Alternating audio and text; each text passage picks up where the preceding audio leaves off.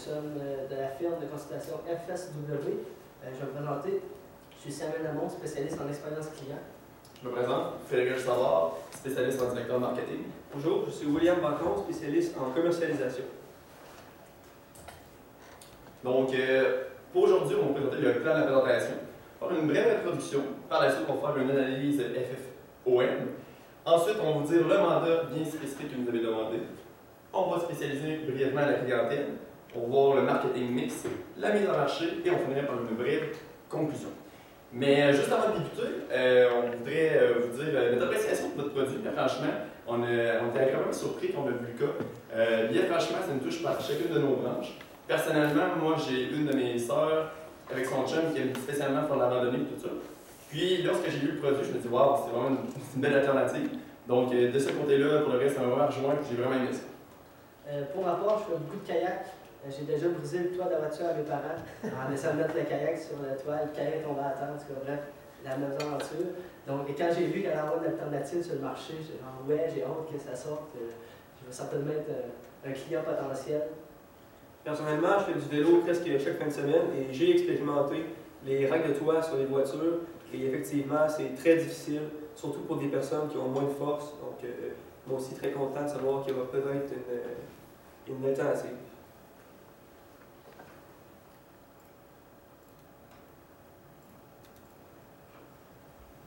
Donc oui, pour l'analyse cette fois, on va faire une brève description de vos forces, de vos faiblesses, des opportunités et des menaces de votre entreprise.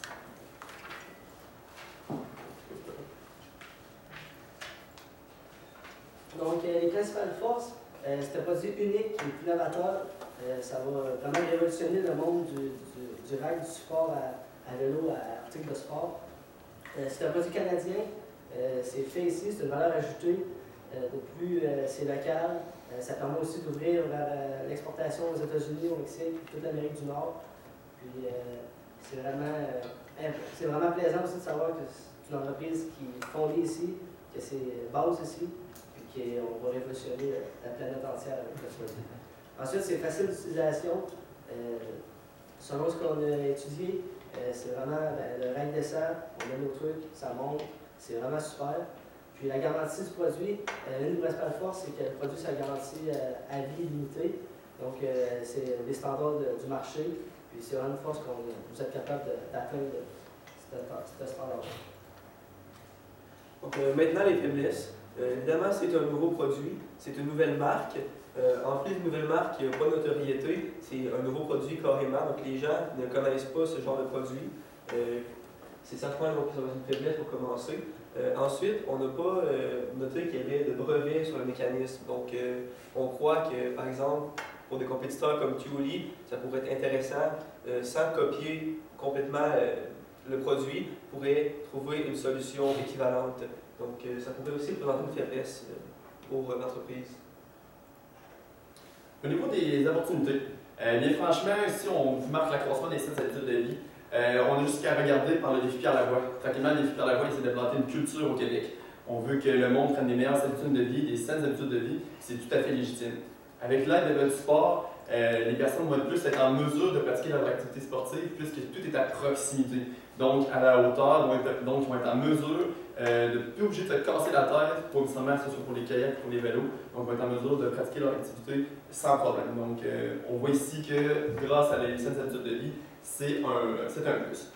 Sinon, l'insatisfaction des consommateurs face à leur support de toit, on a vu qu'il y a 60%, comme vous avez dit, qu'il y a des personnes qui n'apprécient pas les supports standards. Donc, avec de nouvelles alternatives, d'après moi, le niveau de satisfaction va être grandement élevé. Donc, c'est que positif à ce niveau-là. Par rapport aux menaces, c'est sûr, les compétiteurs sont très bien implantés. Si on parle de Thule, ils ont des gros budgets de financement, ils sont capables ils détiennent pratiquement 50% du marché, ils sont en mesure de conserver ces parts de marché-là. Le droit d'exclusivité des compétiteurs, on a vu que Thule ont la capacité, on a le droit d'exclusivité sur le design des produits. Donc, c'est sûr que si on crée un support, on ne pourra pas copier exactement le même design. Donc, il faudra peut-être tomber dans un travail de design commercial. Ensuite, l'existence des supports à vélo arrière qui est devenue une alternative aux supports à vélo sur le toit qu'on met dans la tâche remorque qui facilite grandement l'accès au vélo. Cependant, cette menace-là, c'est justement pour les vélos, comme les kayaks, c'est vraiment pas tant de menace. Donc oui, au niveau du mandat, vous avez demandé de définir bien les choses spécifiques. Donc tout d'abord, définir la clientèle cible, donc vous allez voir tantôt une nouvelle stratégie à ce niveau. Sinon, élaborer une nouvelle stratégie au niveau de la commercialisation, vous allez voir aussi, et établir une nouvelle stratégie de mise en marché. Et finalement, vous proposer un nouveau nom de produit, donc vous allez voir, vous allez être assez surpris, vous allez bien aimer. La clientèle cible. Ici, vous aviez tout le départ, vous avez parlé de René, 62 ans. René, 62 ans, on va le garder. On apprécie René. René, comme vous pouvez voir, c'est un jeune retraité actif qui, selon nous, a des besoins, qui est assez aisé. Donc, qui a les capacités pour votre produit, puisqu'on se catégorise comme un produit de luxe. Au niveau de Sophie, 38 ans, malheureusement, on voudrait rectifier la situation. Sophie, 38 ans, qui désire pour des besoins plus personnels et familiales avec sa poussette ou son épicerie, on voudrait rectifier la situation puisque Sophie, son besoin primaire ou sa visualisation première n'est pas nécessairement d'acheter un support de luxe. Donc, on voudrait plutôt changer l'allure sur un jeune couple, 30-40 ans, qui sont actifs, qui adorent le plein air, qui ont des enfants, mais qui ont la possibilité de faire de telles expériences et de telles activités plein air. Donc, encore là, on va joindre une clientèle bien ciblée. Donc, on garde René qui veut de quoi de pratique, qui ne veut pas se casser la tête, qui veut tout avoir de proximité avec son rack. Et on a aussi la jeune famille qui est quand même bien aisée, qui est capable d'acheter un produit de luxe. Donc, on est complémenté et on vise plus une catégorie plus jeunesse et aussi de revenus plus élevés. Donc, et voilà.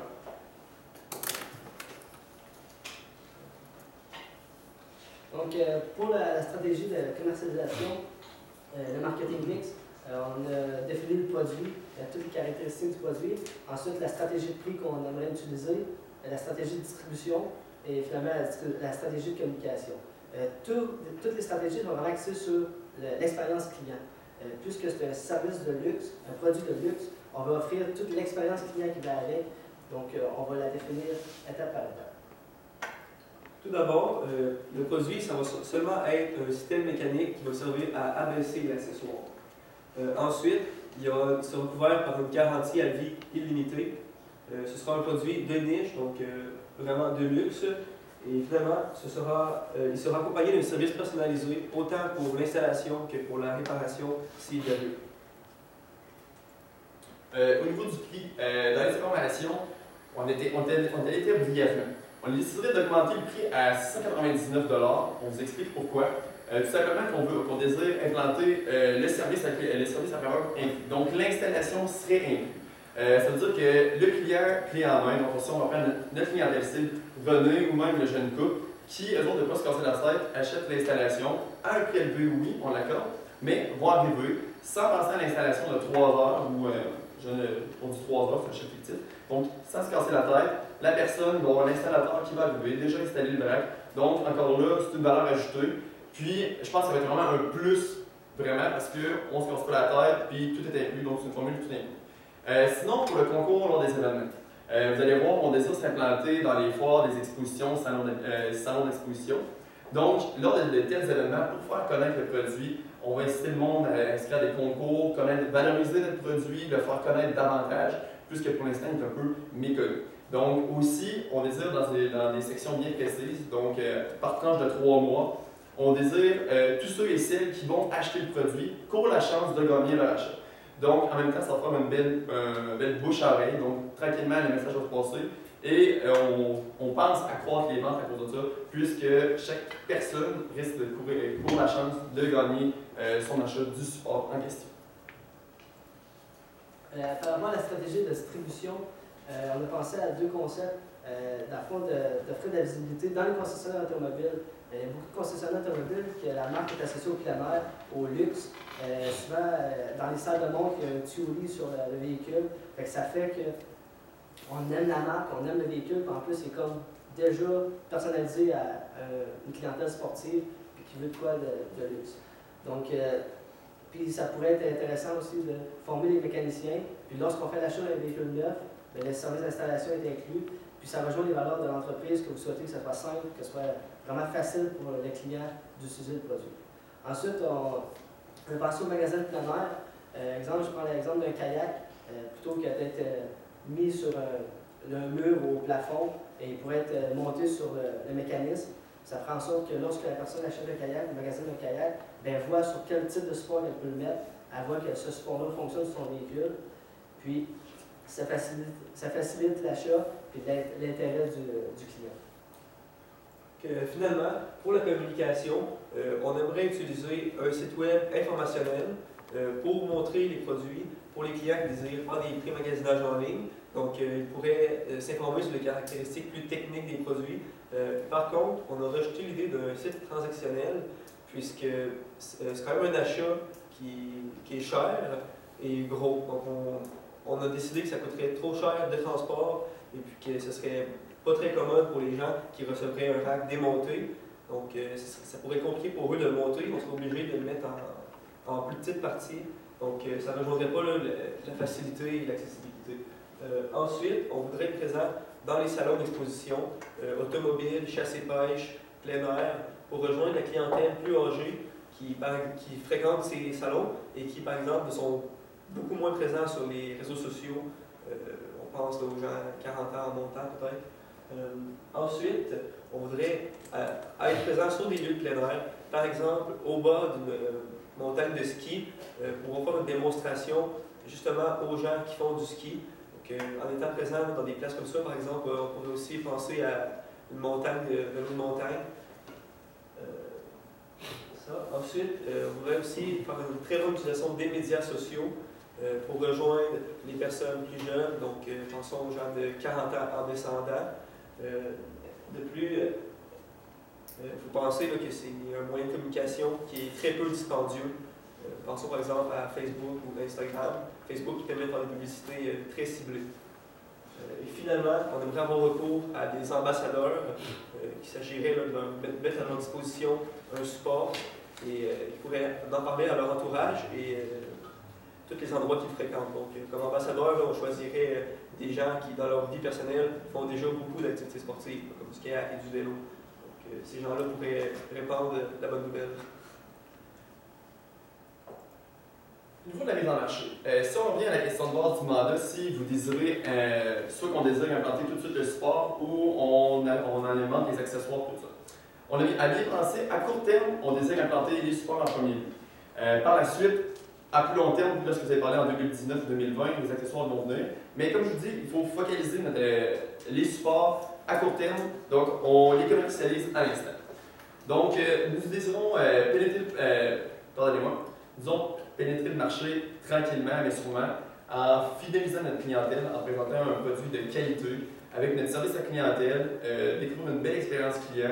Donc, on focalise toutes nos énergies sur le produit en question. Par la suite, lorsqu'on présente le support en question, les accessoires vont venir. Donc, déjà, comme nous sommes complémentaires un peu avec Toons, c'est bien sûr, je ne peux pas bien dire. Donc, déjà, Toons sont déjà présents dans le marché, qui présentent plus de 50% du marché avec les accessoires. Si on leur présente leur alternative avec notre support, et par la suite, les produits se deviennent complémentaires, donc un viendrait sans l'autre. Donc, en présentant notre produit, par la suite, les gens demanderaient les accessoires en question. Donc, ça ne sert à rien d'investir en premier lieu sur les accessoires et sur le support, ce serait trop des freins importants pour l'entreprise. Donc, focaliser vraiment nos énergies sur le support en question. Donc, ça viendrait de soi que plus tard, à long terme, les accessoires, ça serait complémentaire pour l'entreprise. Et pour fidéliser notre clientèle, comme je disais un petit peu plus tôt, ça va être important de focaliser toutes nos énergies de sorte que les gens aient un sentiment d'appartenance à cette marque, puisque le bouche-oreille va être très important. On mise beaucoup là-dessus, puisque ça va être on fait du B2C. Donc on communique avec les gens. On veut que les gens, lorsqu'ils sortent des foires, des salons, puissent comprendre le système, qui voient l'opportunité qui vient devant eux, le système qui est à la hauteur, donc c'est un produit innovateur, donc ça peut être que bénéfique pour eux. Donc notre plus grande force, le bouche-oreille, je sais pas, ça va être une partie prenante pour l'entreprise. Puis on essaie, dans le fond, avec toute cette mise en marché-là, de créer un effet wow chez le consommateur, chez le client, puis pour qu'ensuite, ils deviennent vraiment fidèles à la marque, puis qu'on puisse intégrer les. Mais on tient vraiment sur l'expérience client, l'effet wow, puis ensuite, de tout se déroule. Donc, juste avant de conclure, vous nous avez demandé un nom évocateur. On en a trouvé un excellent. Sportwac. Vos déplacements ne seront plus un sport. Je pense que c'est vraiment la vision de l'entreprise, c'est ça. C'est de simplifier la vie des consommateurs, de rendre le déplacement pas un sport, parce que moi-même, je vais faire du kayak, j'arrive à la rivière, je suis brûlé. Juste de le mettre, de l'amener, de tout faire les manœuvres avec, de l'attacher, il va-tu tomber, je pense qu'avec Sportwac, nos déplacements seront plus un sport, on va pouvoir conduire tranquille, relax, on va pouvoir désinstaller nos trucs, ça va être beaucoup plus agréable. Puis, on vous propose ce nom. Je pense que vous allez vraiment. Puis, il est facilement exportable aux États-Unis. Il est en anglais, mais toute la population francophone comprend très bien le concept de sport et de rack, je présume. Donc, nous croyons que c'est vraiment le nom qui va vous permettre d'exporter votre produit, puis de concurrencer dessus, puis d'un jour détenir plus de 50% des parts de marché. Donc, merci beaucoup. Merci à vous. Vous avez des questions? Oui.